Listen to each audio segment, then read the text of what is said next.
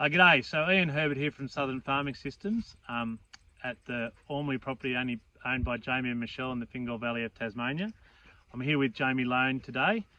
We're putting together a bit of a video on growing maize. As a result of COVID-19, we can't hold our field day we're going to hold tomorrow. So I'd like to introduce Jamie. So Jamie's undertaken growing a crop of maize this year for grain rather than silage, and I thought it might be interesting to have a chat to Jamie about some of the key considerations he's taken over the year and some of the things that he's learnt in growing the crop. So Jay, what can you tell us about this paddock in particular that means you've now put maize in here? Talking on weeds, this paddock, we were starting to get worried about our ryegrass control in here. So we were looking for something that would get us on top of that. Maize has been good for that, with a knockdown late spring and good weed control in the crop. And so hopefully we've given the ryegrass a real headache in that regard. So you've grown some maize before? We've grown maize for about 4 years for silage to feed into our feedlot. Seems to be a great fit in our rotation and easy to grow, makes you feel good. What do you mean makes you feel good? I don't know, it's one of those crops you can just always walk into it and it's just grown a bit more, and yeah, it just jumps out of the ground. It's a good easy crop to grow. There's not many crops that we can grow that end up being taller than us. It certainly is growing well. So this paddock, we've got an irrigator. We're targeting some ryegrass issues. What about before we planted the crop? What did we have here, and what did you have to do to get this in? What are some of the key things, the opportunities it presents in your farming system?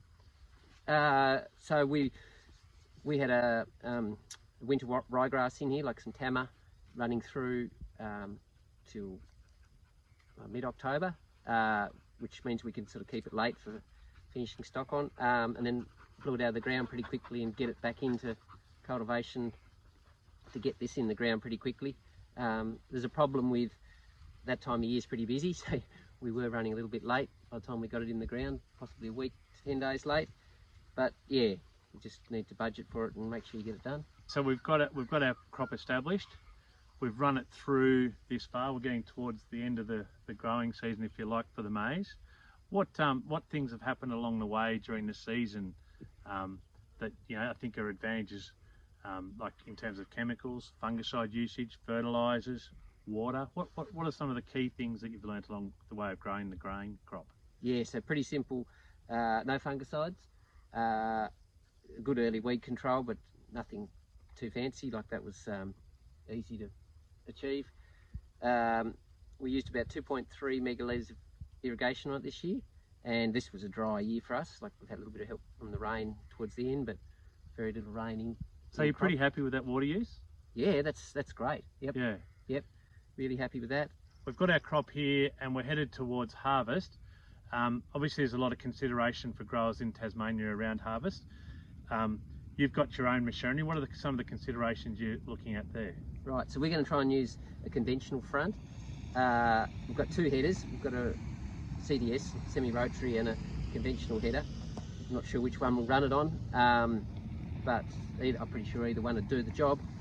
But you can't use, one of our fronts has got double cut fingers on it, so they're too narrow and the corn stalks tend to jam in there. So yeah, you need to have the conventional old sort of 3-inch finger gap for it to work. We did a little bit last year. It's slow going, but it does get the crop off. Hopefully we won't lose too many heads out the front. I've got a bit of a plan now. I've got some old sorghum trays I thought I might put on to sort of deviate the row or split the rows if we were losing heads. But yeah, that's what we're going to try and do. So what about now you've harvested the grain, how are you going to manage the moisture issue? Because people are a bit concerned about we can get damper conditions in that sort of early autumn. What are you going to do about moisture? Well, yeah, it's a bit of suck it and see because we haven't done it before, but there's a local grain authority that's put in a big dryer, so we're hoping to utilise them if we do have trouble. And yeah, that's a bit of a learning curve for us, what moisture we can get it down to. I mean, it's still a few weeks away yet before it'll be ready to harvest, so we'll be getting late in autumn, early winter before it comes off, so we just need a few good sunny days. Okay, so we've managed to harvest the grain, and we've taken it off about yay high, and we've taken the cobs away, and we're left with the stubble. What are your thoughts there? Yeah, so we'll try and bale what comes out the back of the header and get it off the paddock as quick as we can. I'm a bit worried about the trash problem I'm going to have. I think we'll bale that to get it off the paddock and hopefully find a use for it as a roughage for beef cattle, or yeah, maybe even to soak up manure in the feedlot. And then hoping I can sort of direct drill with a disc seeder, you know, a tammer or a ryegrass into what we've got left. If that fails, I'll wait and go through to put maybe an early spring wheat in or something like that. So you're thinking you might do some sort of combining of the stubble into the soil in that late autumn period and just leave it sit over winter to Yes. start to break down? Yes. So my big picture plan is that I'm going to want to build a strip till machine. Our plant is only 4 rows wide, so it's pretty simple. I want to build a strip till machine, and I think ideally you could come back in with the strip till machine. You probably have to double sow it, but run 2 rows of wheat in there, in the gap between the corn. Yeah. But I don't know, that's down the track a bit yet. Oh, it's a good idea. You've got to have a plan. But the strip till machine will speed us up a lot in planting time for the corn, because just one pass, bang, it's done.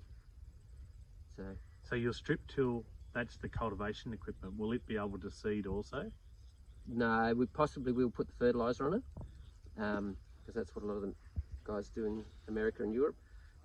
Put the fertiliser in with the strip till, but at the moment the fertiliser's on the planter and that all seems to work. So, but for us it's slow because it's only 3 metres wide or something. It's not very big gear compared to what we used to, but yeah, we're still growing and learning. Great. So a real learning experience, Jay. I think that's half the thing that drives me to grow it. I love learning stuff, like it's new and it's something different. Yeah. Yeah, well, to me it looks like you've done a wonderful job. All right, thanks guys.